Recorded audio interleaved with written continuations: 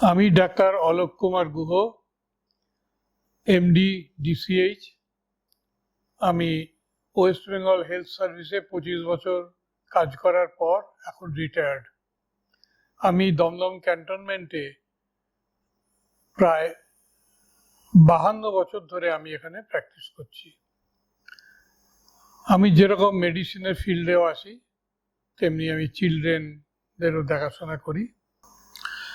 এগুলো তো খুবই ক্ষতিকারক। তার কারণ হচ্ছে কি, বাইরের দেশে একটা ওদের ব্যবস্থা আছে যেটাকে বলা হয় over the counter, OTC product, যেগুলো সে তার দরকার হলে খেতে পারে। যেমন ধরুন, একটু অম্বলের ওষুধ, তার একটা অ্যান্টাসিড খাওয়া দরকার, বা ব্যথার ওষুধ একটু প্যারাসিটামল, বা জ্বরের ওষুধ খাওয়া যেতে পারে।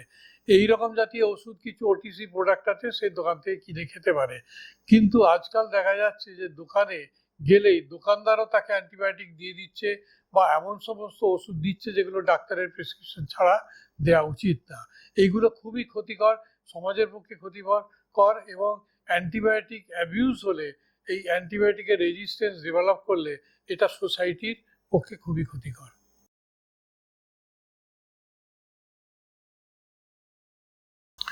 ভিটামিন মেনলি যেগুলো ভিটামিন তাদেরই বলে যেগুলো আমাদের শরীরে তৈরি হয় না, এবং সেগুলোকে বাইরে সাপ্লাই করতে হয়।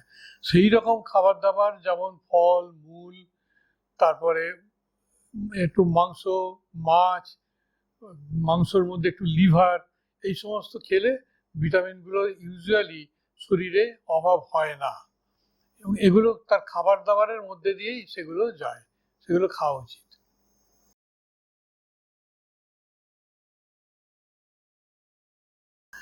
এইটা খুব চিন্তার ব্যাপার, কেননা হঠাৎ একটা লোক, সে ঠিকই চলছিল, তার শরীরের ওজন একরকম ছিল, হঠাৎ দেখা গেল তার শরীরের ওজনটা আস্তে আস্তে কমে যাচ্ছে। সেটা খুব চিন্তার কারণ। তার কারণ হচ্ছে যে এটাকে দেখতে হবে যে কি কারণে তার এই জিনিসগুলো হচ্ছে। যেমন ধরুন, থাইরয়েডের অসুখ, যদি হাইপার থাইরয়েড হয়, থাইরয়েড হরমোন যদি বেড়ে যায়, তাহলে দেখা যায় যে তার ওজন কমে যাচ্ছে। ডায়াবেটিস থাকলে ওজন কমে যায়, টিবি থাকলে ওজন কমে যায়, এবং দেখা যায় যে যদি দীর্ঘদিন অনিদ্রায় ভোগে এবং দুশ্চিন্তায় ভোগে, তাহলে খুব ওজন কমে যায়।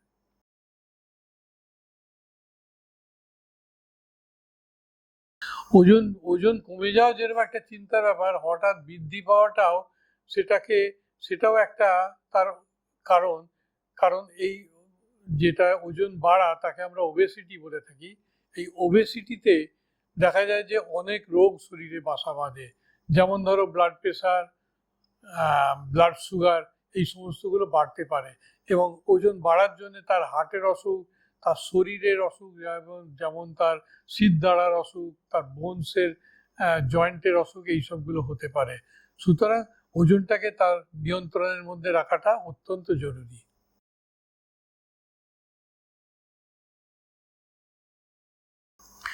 অ্যালার্জিটা হচ্ছে যে, এটাকে হাইপার সেন্সিটিভিটি বলা হয়। কিছু কিছু এজেন্ট আছে, কিছু কেন, আমাদের পৃথিবীতে যে সমস্ত জিনিসগুলো আছে তার প্রত্যেকটা থেকেই অ্যালার্জি হতে পারে। সেগুলো কিন্তু পার্টিকুলারলি সেই লোকের কোন কিসে অ্যালার্জি আছে সেটা তাকে আইডেন্টিফাই করতে হবে, এবং সেটাকে এড়িয়ে চলতে হবে। এই অ্যালার্জিতে দেখা যায় যে দীর্ঘদিন থাকার ফলে যদি যে জিনিসে অ্যালার্জি আছে সেটাকে অ্যান্টিজেন বলা হয়, সেটা যদি আস্তে আস্তে তার শরীরে প্রবেশ করে, অনেক সময় দেখা যায় যে অ্যালার্জি থেকে সে বেঁচে যেতে পারে, তার হয়তো অ্যালার্জিটা দূর হতে পারে। কিন্তু সব থেকে ভালো উপায় হলো তাকে অ্যান্টি অ্যালার্জিক ওষুধও খেতে পারে, কিন্তু তাকে যে জিনিসগুলোতে অ্যালার্জি আছে সেইটা তাকে এড়িয়ে চলতে হবে।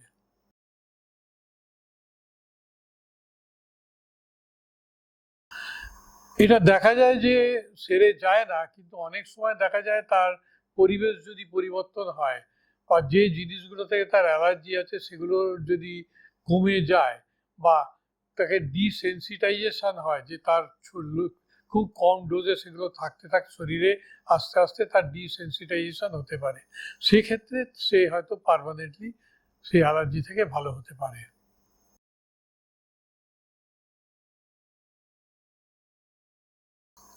মুক্তির উপায় হচ্ছে যে জিনিসগুলোকে এড়িয়ে চলা, যেগুলো থেকে তার অ্যালার্জি হয় সেই সমস্ত জিনিস এড়িয়ে চলা, এবং যে তার সান্নিধ্যে না আসা।